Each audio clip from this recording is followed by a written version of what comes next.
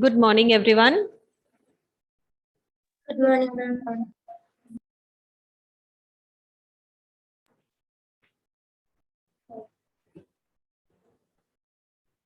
Hannah, can you hear me? Yes,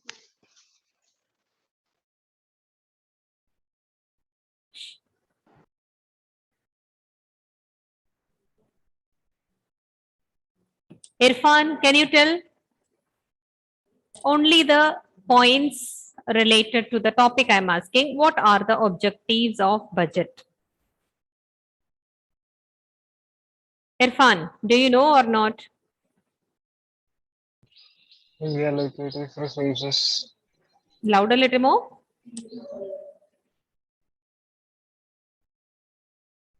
It promotes or it wants to achieve, like that. So many things I told. Redistribution activities. Yes, redistribution activities. One, another one more.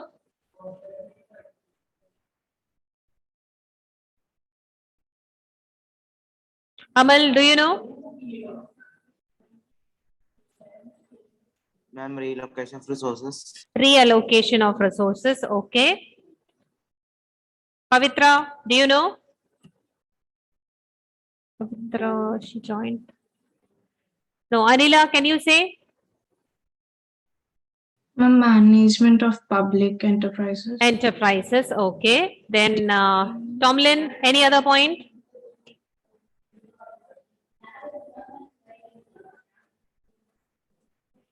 Yes.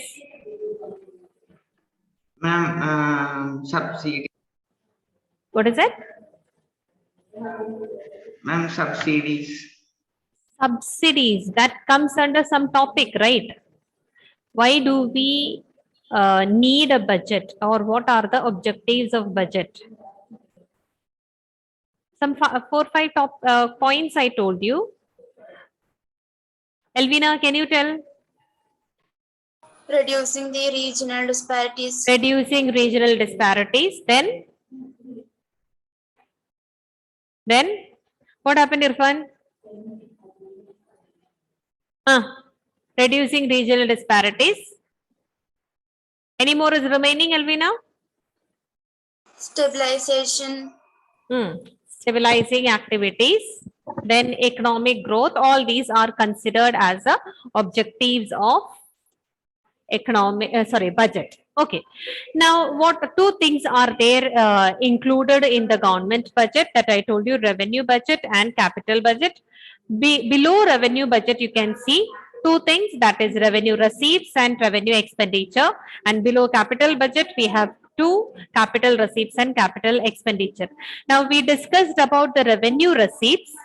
So first we will see about the receipts, then we will see the expenditure. So revenue receipts I discussed, and next one is related to capital receipts here. Now under revenue receipt, what all things are coming? I told you tax revenue is there, non-tax revenue is there. Taxes in the sense it is occurring in nature. What do you mean by a tax? And non-tax revenue, you can see it can be a revenue from maybe because of doing the administration. Sometimes grants they'll be getting. Sometimes they have industries.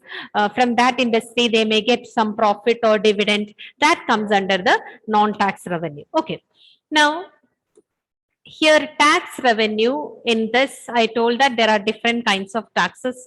Here we have direct tax, indirect tax, progressive taxation, proportional taxation. Taxes are calculated on different bases here. Okay.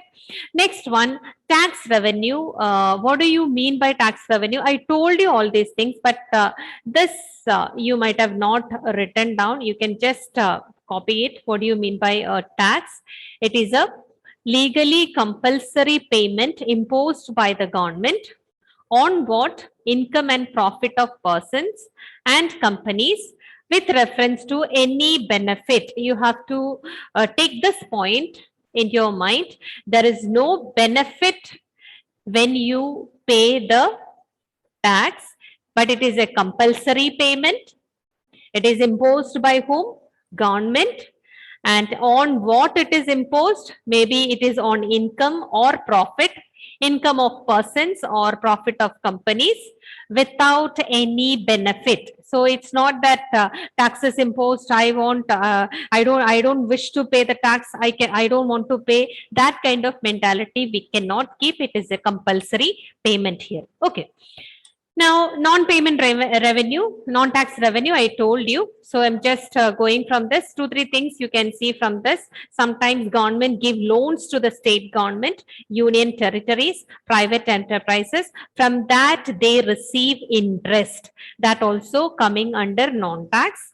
It includes interest and dividends, that whatever investment the government is making to start an industry or might have started one industry, from that some profit they may get, interest they may get, that comes under in this. Cash grants and aid, sometimes the foreign countries or international agencies and all, sometimes they give money to the government. All those things comes under non-tax revenue. Okay. Next one, there is a difference between direct tax and indirect tax. Okay.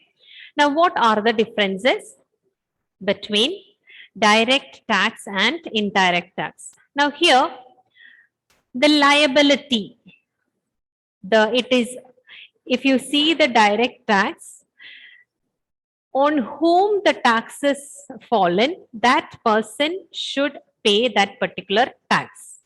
Okay, so the liability to pay the tax and the burden of that particular tax falls on same person.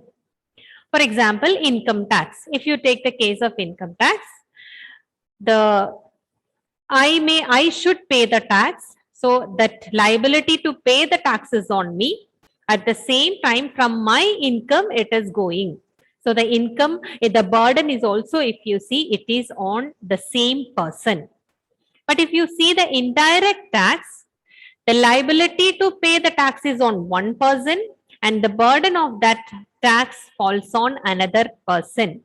For example, when we are buying toothpaste, okay, it includes some taxes. So this tax is actually paid by whom? In total, it will be paid by the producer. But the producer, what he will do? He will charge that tax from the buyer. So buyer is indirectly paying the tax here. So here you can see liability to pay the taxes on the producer, but actually this tax will be paid by whom? The buyer, or it falls on another person. That kind of tax we call it as indirect tax. So direct tax and indirect tax difference.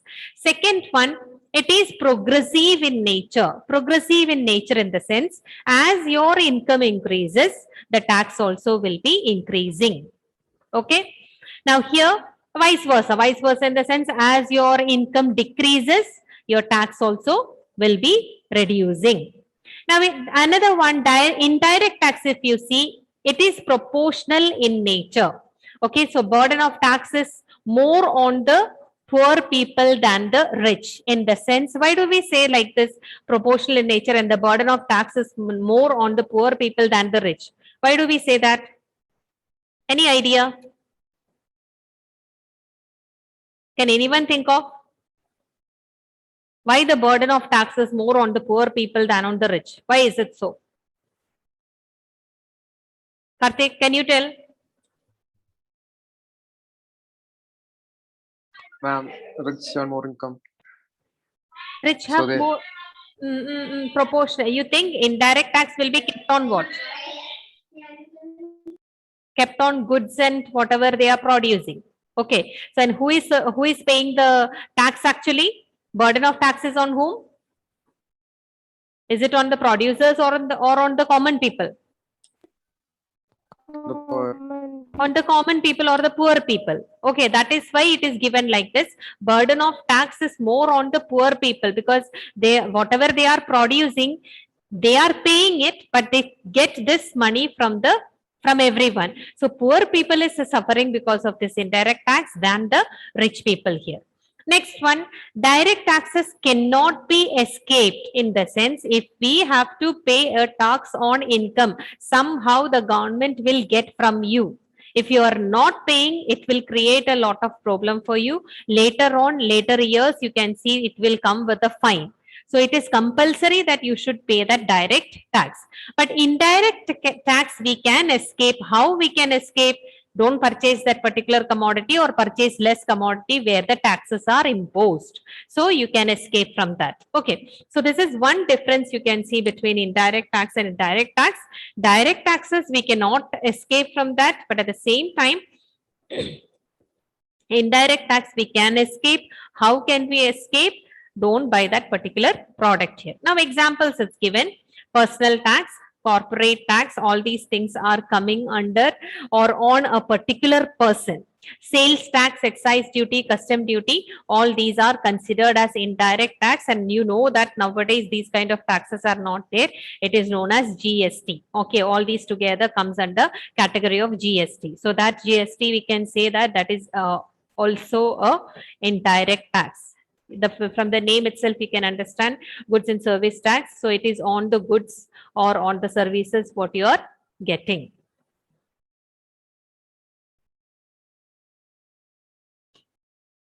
Next one.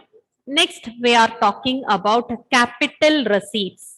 So first one, revenue receipts we told. Now next is about capital receipts. Now here, what do you mean by capital receipts? That is, government has some receipts that creates, either it create liability. Liability, I hope you understood. What do you mean by that? Okay. It will create a liability or reduce assets of the government. Those kind of receipts. Receipts, you know that it is getting. Who is getting? The government is getting.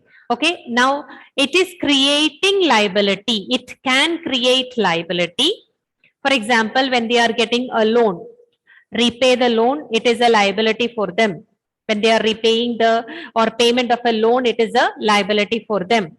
Reduce the assets. Reduce the assets in the sense, you know that government has lot of assets. Maybe government has industries in their name, lands in their name, like that. So many assets government has. Okay. Now, when they sell this or when they sell the shares of the industries, what happens? Government assets will be reduced. Okay. So here, government receipts means what? In the capital receipt, what is happening? It is either creating liabilities or reducing the asset by selling their industrial shares or by payment of the loan. Through because of this reason, their assets are reduced or their liabilities are increasing. Okay. Now here, this is what loans whenever they take. You know that they are receiving money whenever they take loans, but it should be returned. So that is a liability from the side of government. So thus they create liability. Sale of government assets, when we say, that is reducing the financial assets of the government. So all these are receipts. They are getting money, but when they are getting money, either it is a liability or it is reducing the assets of a government. That we call it as capital receipts. Now here we can say that I told you when in the revenue receipts, the taxes, when I said it is repetitive, it is routine, I told. But here capital receipts, if you see, it is non-repetitive and it is non-routine in nature. It is not necessary that this will happen always. It is not necessary. Now, when I told you about the tax revenue and non-tax revenue, you know that there is no liability for the government. Tax is just getting for the, or it is going to the government. So it is increasing your asset, or it is increasing, it is not increasing your asset. It is not increasing any, or it is not creating any liability for the government. You are paying tax, you have to do this, nothing like that. Okay, or government is taking money from the people, government should spend money according to the tax to the people, nothing like that it is there. But here what they are telling, capital receipts are what? Those items which will create the liability or reduce the financial asset. Those things we call it as capital receipts, and we can say that it is non-repetitive, it is non-routine in nature. Now, two things are over. That is revenue receipts and capital receipts. Okay. Next one, we are going to see about the expenditure side of the budget. How the government is spending money. That is what next one it is given. Now, what do you mean by revenue expenditure? That is an expenditure that neither creates any asset nor cause any reduction in the liability, nor cause any reduction of liability, that we call it as revenue expenditure. Here, only change you can see this word expenditure. Okay. Previous also when you studied about a revenue receipt, it is receiving. It is a revenue. Here what is given? It is an expenditure, but it doesn't create any asset. Create any asset in the sense when government is investing, maybe starting an industry, that is an asset. But here what I am telling, it is an expenditure. It doesn't create any asset and it is not reducing the liability of the government. That kind of expenditure comes under revenue expenditure. Okay. Now, what is revenue expenditure? It is incurred for what all purpose other than creation of physical and financial assets of the central government. So when they are spending money, it doesn't involve any creation of financial assets for the central government. That kind of expenditure, we call it as revenue expenditure. So what is revenue expenditure? Sneha, can you tell? What is revenue expenditure? All those receipts of the government which create Is it liability. receipt? It's not a receipt. Receipt means getting. Here, Yeah. government is not getting anything. What is that? Expenditure Yes, it is an expenditure. that neither create any asset or no Cost. cost reduction of liability is called revenue expenditure. Revenue expenditure. Karthik, can you give little more clarification related to revenue expenditure? What is that? Ma'am, revenue expenditure is an expenditure Hmm. that does not create any assets or Any reduce any asset. liability. Yeah, it does not create any asset for the government, or at the same time, it will be a liability. That's what they are telling. It will not cause any reduction in the liability. Now we can see that what all things come under the revenue expenditure. You know that for the normal functioning of the government department, they have to spend money, maybe to give the salaries or maybe to maintain the offices and all. It is a compulsory that government should have some expenditure. They should spend some amount of money. Okay, this amount of money, is it creating any asset there? Yes or no? Is it creating any asset?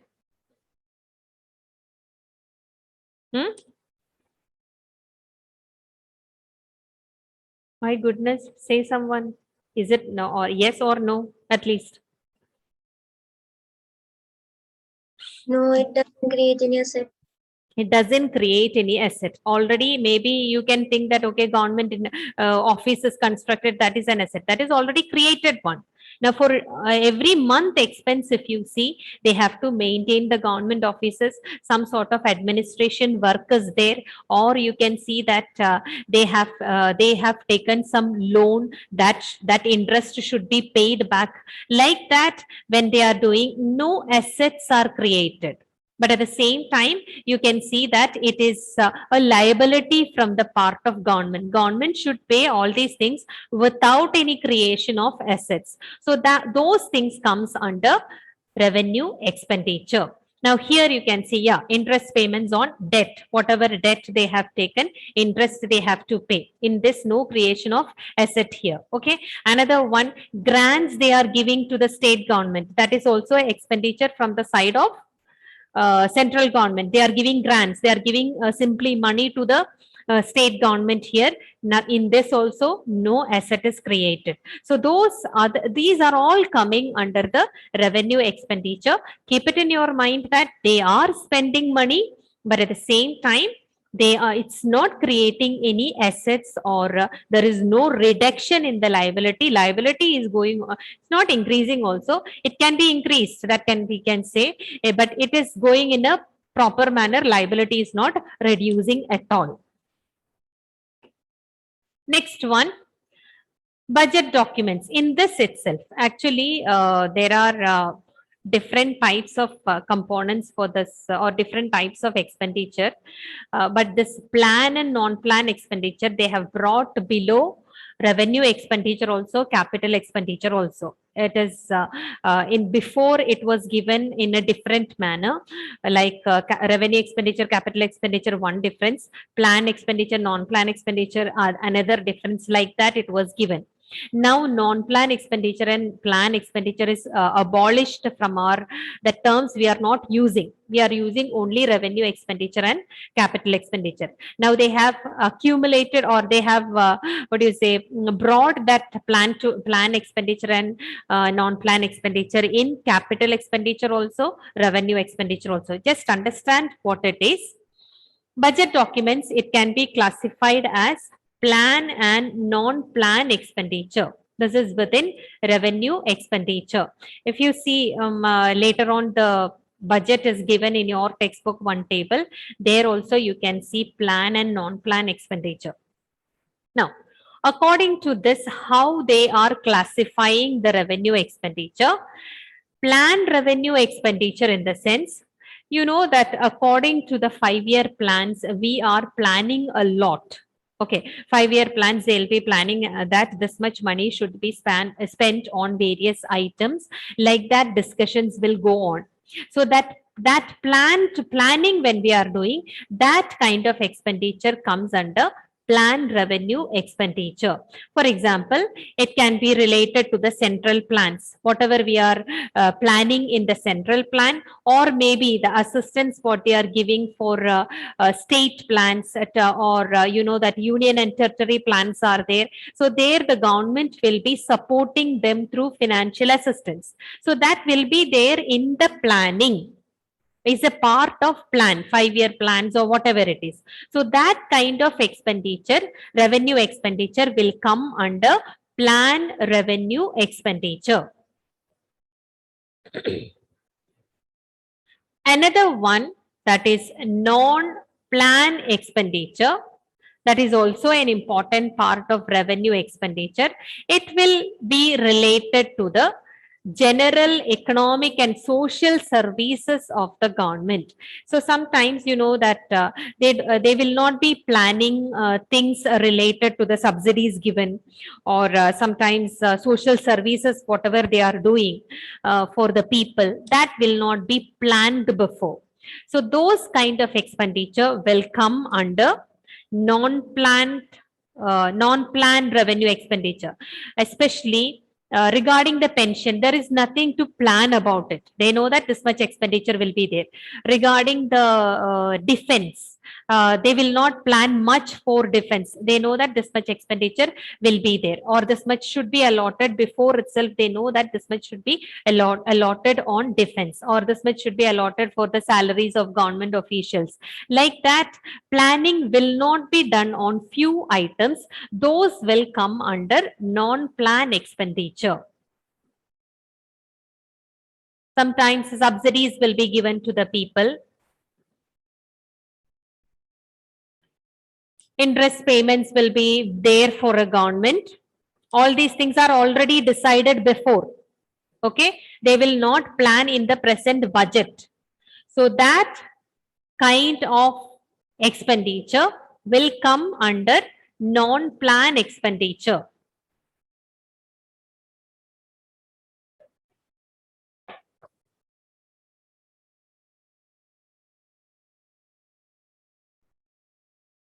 So all such government expenditure which are beyond the scope of its planned development, there is no need to plan about it. They know that this much money should be spent. This much expenditure will be there. So which is not coming under the planning, that comes under non-plan expenditure.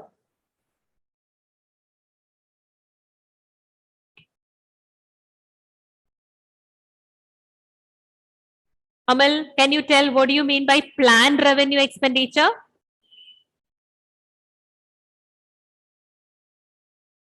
Planned revenue expenditure, what is that?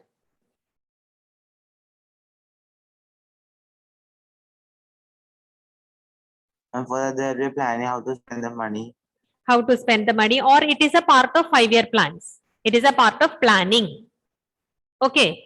It is a part of planning. You think that when we talk about plan and non-plan expenditure, think that it is a part of government plan. The other one, it is not a part of government plan.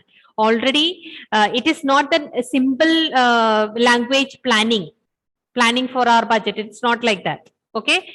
Whatever is a part of government budget, that comes under plan expenditure. Whatever is not that not a part of government budget, that comes under non-plan, because this might have planned before itself. Now this year we are not planning about it. Okay, take it in that way. Next one. So before going into that, let me show the textbook. There also some information is there. Yes.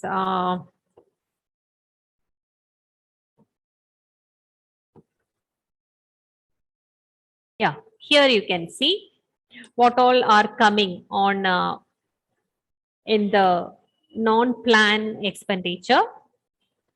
One is interest payments on market loans. They might have taken loans from the country. Sometimes they might have taken external loans from other areas they might have taken. So all these things are a part of non-plan revenue expenditure, because already this is decided. The present year plan, they are not discussing about it. Defense expenditure, that is also a committed expenditure. They know that they should spend they should spend money on that. That much money will be there. So that is also, we are not discussing much in the present one. Now what they are telling, if there is a drastic reduction, if to reduce that defense expenditure, maybe that can come as a part of plan one. Otherwise, generally, this is a part of non-plan. Subsidies which we are giving, it is mainly for increasing the welfare. That is already decided, might have decided before. So that also comes under as a plan, as a non-plan expenditure. Now another one, if they are increasing the subsidies or if they are decreasing the subsidies, then it can be a part of plan one. Now they are just telling amount of subsidies as percent of GDP, how much it was before and how much it was in 2014-15, and now how much it is given. So you can just note it down then, because as a part of 1 mark questions, there is a chance it can be asked. Okay. So this is about non-plan expenditure. The same things are coming under the capital expenditure also as a part of plan and non-plan. Okay. Next one. Okay. Now next is about capital expenditure. Now what do you mean by capital expenditure? Okay.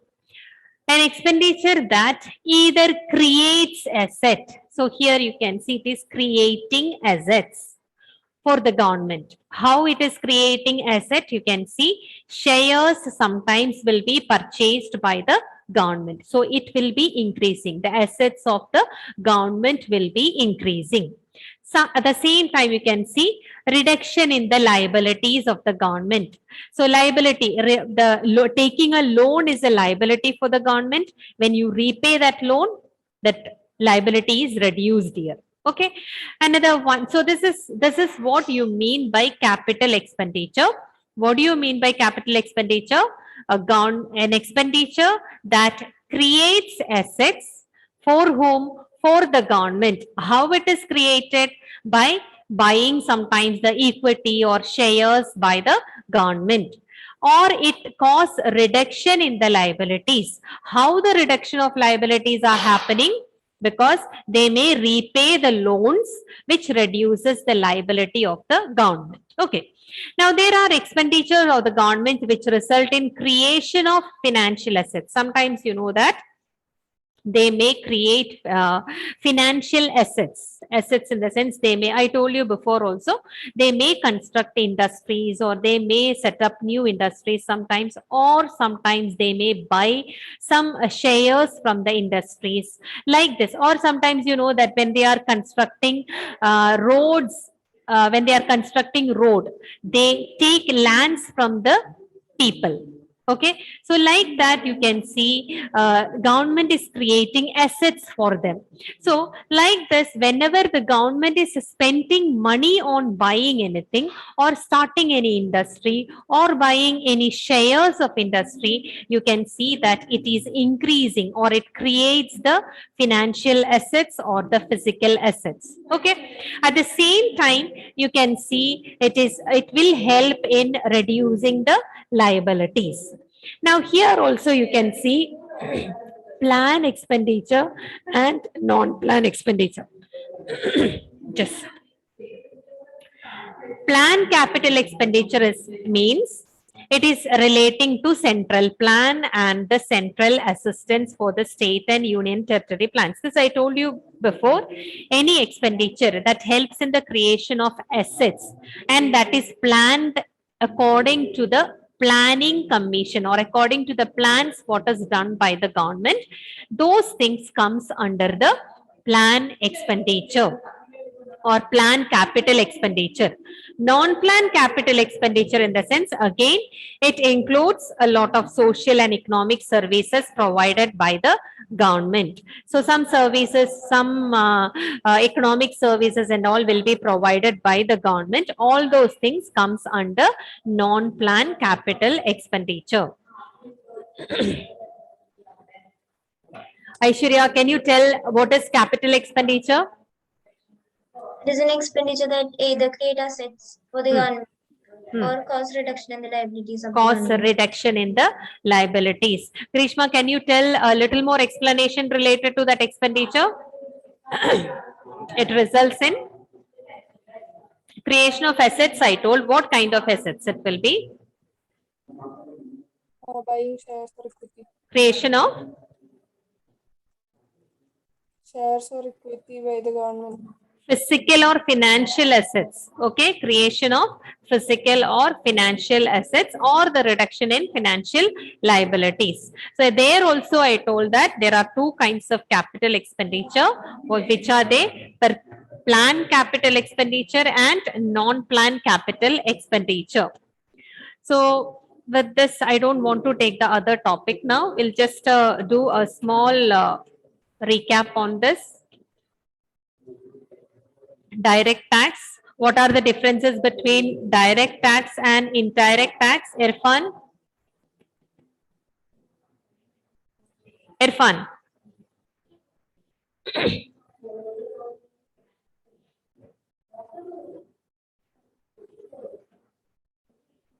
No one?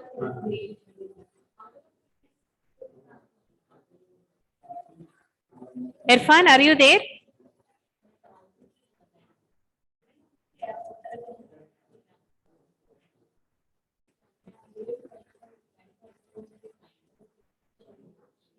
Tomlin, can you tell the differences between direct tax and indirect tax? Ma'am, when liability of a tax and the burden of a tax falls on the same person.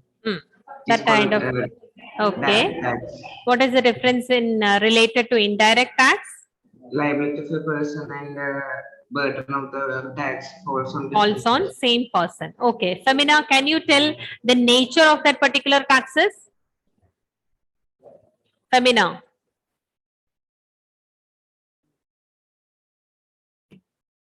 I want everyone to switch on your video. Now, when I call, nobody is present or you're keeping quiet, I should know. Yes. Femina.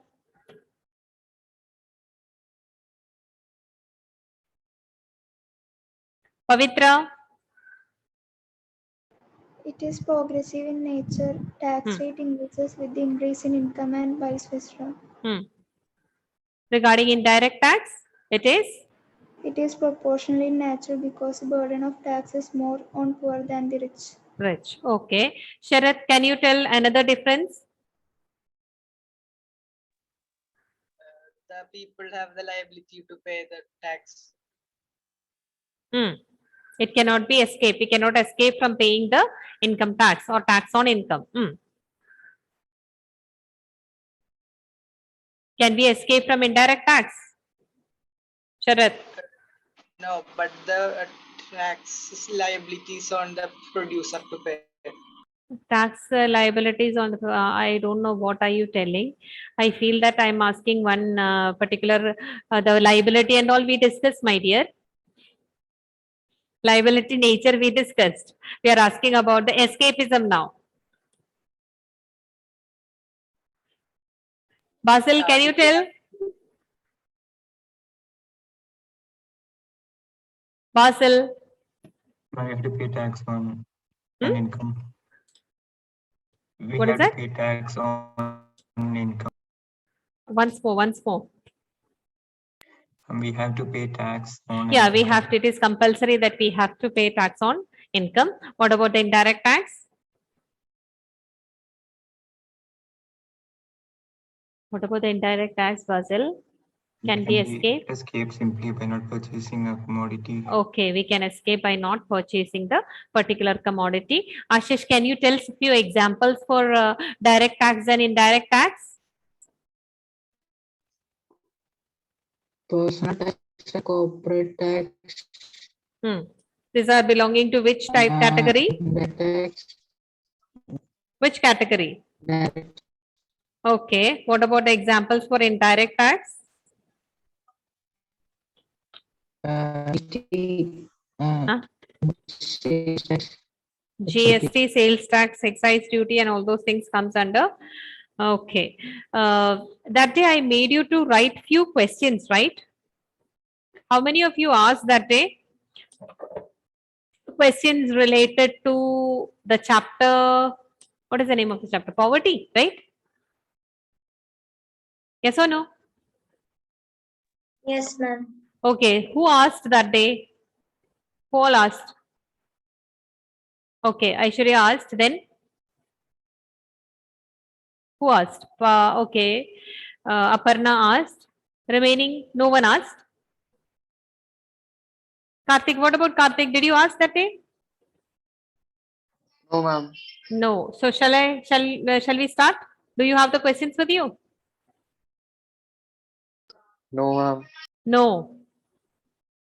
I told you to keep it safely, right? Elvina asked that day? No, ma'am. No. So do you have the questions with you? I made you to people to write some questions. Do you remember? Today is your exam, right? Did you finish studying?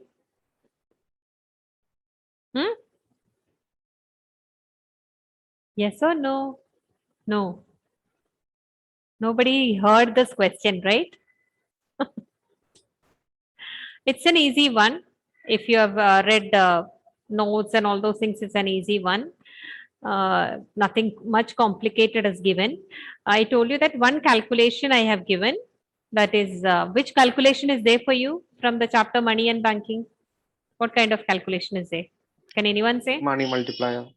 Money multiplier. It can be asked in two ways, right? What are those two ways? I mean, two questions we can frame from that. What is that? 2 or 3 questions. Yeah. 2 questions in the sense to find out. What can be asked? One is how many times money multiplier itself we can ask. One, you can ask even the initial deposit. I think you have done that question also, right? Okay, so just see how it is done and just practice anything related to that. Then remaining whatever it is, it's very easy. I don't think it is difficult. Okay, so next time onwards, I will be giving few questions related to the pattern. the case studies, assertion, reasoning, then only I'll be putting that kind of questions. Okay, so so that you will be getting a practice. Without practice, I know it's difficult. So next time onwards, when the question paper comes, we will prepare according to that. But this time it's easy. Okay, so score as much as possible. Okay, then attendance. Aditya, Present, ma'am. Anila, Present, ma'am. Anjo, Aparna, Present, ma'am. Atul Krishna, absent. Famina, Hanna, Karthik, Present, ma'am. Femina went or what? Okay. Irfan, Pavitra, Present, ma'am. Sharath, yeah. Shubham, Tomlin, Hadi, absent.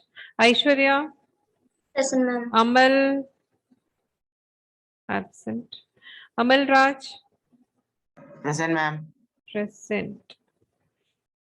Okay, just wait 1 minute. Amal Kisant.